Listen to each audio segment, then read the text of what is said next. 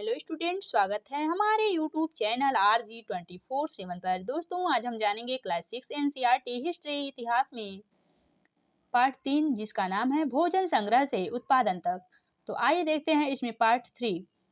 कुछ व्यक्तियों को नेता मान लिया जाता है। वे अनुभवी वृद्ध व्यक्ति, नौजवान योद्धा या फिर पुरोहित हो सकते हैं।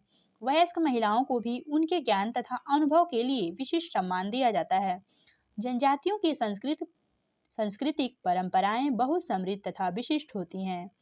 इनमें उनकी भाषाएं, संगीत, कहानियां तथा चित्रकारी भी शामिल हैं। उनके अपने देवी देवता होते हैं। जमीन, जंगल, घास के मैदान तथा पानी पूरे कुनबे की संपत्ति मानी जाती है, जिनका उपयोग सभी एक साथ करते हैं। इनमें गरीब और अमीर के बीच कोई खास अंतर नहीं होता है, इसलिए जनजाति समाज अन्य समाजों में भिन्न होते हैं। इन अन्य समाजों के बारे में तुम आगे पढ़ोगी।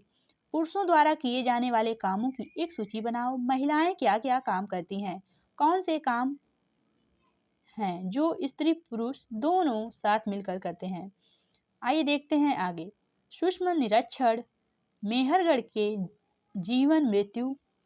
आइए देखते हैं। मानचित्र 2 पृष्ठ 14 में मेहरगढ़ ढूंढो।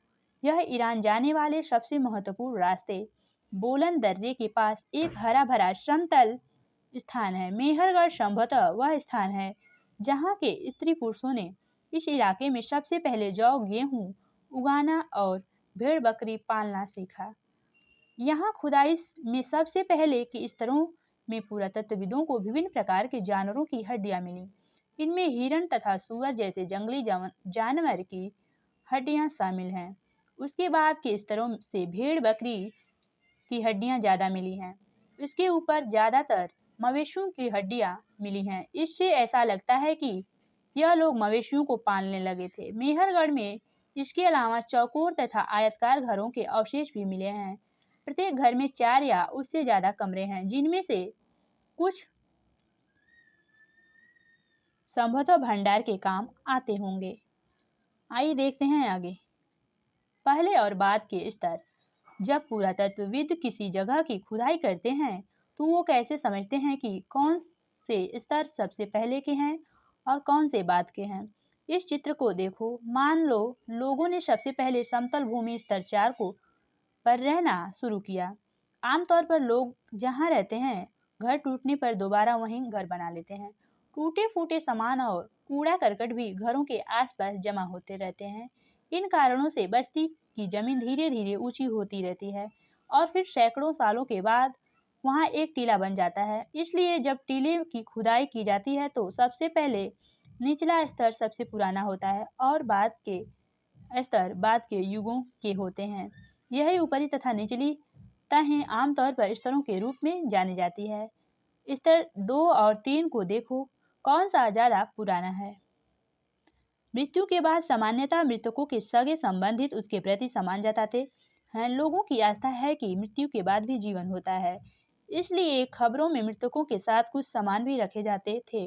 मेहरगढ़ में ऐसी कई कमरे मिली हैं। एक कब्र में एक मृतक के साथ एक बकरी को भी दफनाया गया था। इससे परलोक में मृत्यु के बाद खाने के लिए रखा गया होगा। मेहरगढ़ की कब्र चित्र। क्या तुम बकरी के कंकाल को पहचान सकते हो? चित्र में देखकर पहचानिए। मेहरगढ़ के घर का चित्र। मेहरगढ़ के घर शायद ऐसे दिखते हों। तुम जिस घर में रहते हो उसके साथ इस घर की क्या समानता है? आइए देखते हैं आगे।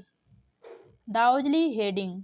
मानचित्र 2 पृष्ठ 14 में दाओजली हेडिंग ढूंढो। यह पूरा स्थल चीन और म्यांमार की ओर जाने वाले रास्ते में ब्रह्मपुत्र की घाटी पहाड़ी पर है। यहाँ खरल और मुसल जैसे पत्थरों के उपकरण मिले हैं, जिससे पता चलता है कि यहाँ के लोग भोजन के लिए अनाज उगाते थे। साथ ही यहाँ से जेटाइट पत्थर भी मिला है। संभवतः यह पत्थर चीन से आया होगा। इसके अतिरिक्त इस पूरा स्थल कास्टियम, अति प्राचीन लकड़ी जो सख्त होकर पत्थर बन गई है, की औजार और बर्तन भी मिले हैं। आइए देखते हैं इसमें आगे। अत्यंत्र एटलस में तुर्की ढूंढो। नवपाषाण युग के सबसे प्रसिद्ध पूरा स्थलों में एक चतारहुक तुर्की में है। यहाँ दूर दराज स्थानों से कई चीज़ें लाई जाती थी और उनका उपयोग किया जाता था, जैसे सीरिया से लाया गया चमक पत्थर, लाल सागर की कौड़ियाँ तथा भूमध्य सागर की सीपियाँ। ध्यान रहे कि उस समय तक पहिए वाले वाहन का विकास नहीं हुआ था। लोग सामान खुद या जानवरों की पीठ पर लाद कर ले आया करते थे। बताओ कौड़ियाँ तथा सीपियों का क्या उपयोग होता होगा। आइए देखते हैं आगे। कल्पना करो, अगर तुम्हारे पास जमीन का एक छोटा सा टुकड़ा हो तो उसमें कौन सी फसल उगाओगी, बीज कहाँ से मिलेंगे और उन्हें कैसे बोओगी। अपने पौधों को देखभाल तुम कैसे करोगी और कैसे यह समझोगी कि अब फसल काटने लायक हो गई है। उपयोगी शब्द कृषक, पशुपालक, नौपाषाण युग, बर्तन, जनजाति, गांव, घर, कब्र। धन्यवाद दोस्तों। आगे लेसन की जानकारी हम अगली वीडियो में देंगे। अगर वीडियो पसंद आए